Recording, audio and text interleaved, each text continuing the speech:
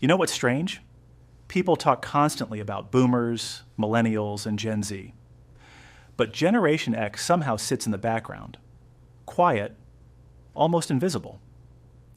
Born roughly between 1965 and 1980, Gen X grew up in a world that expected them to handle things alone.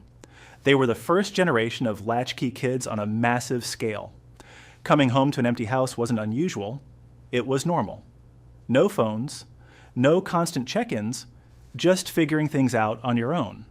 And that changes a person.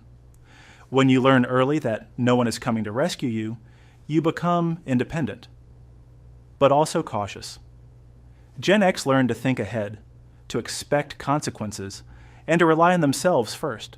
They grew up watching rules change suddenly, and families breaking apart, companies laying people off, promises that didn't always hold up. So they developed something that looks like pessimism, but is actually protection. They don't expect things to last forever. They stay ready. That's also why many Gen Xers value privacy so much. They grew up in a time where mistakes weren't permanent.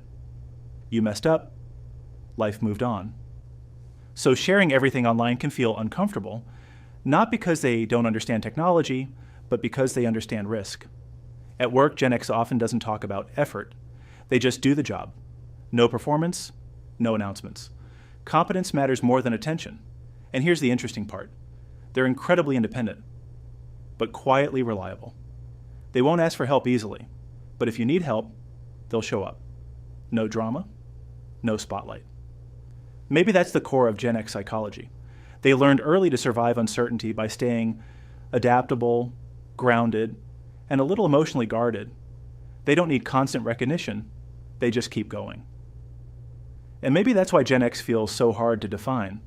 They were the bridge between the old world and the new one. The generation that learned to be alone and still keep everything moving. And honestly, that might be the most Gen X thing of all, doing the work without needing anyone to notice.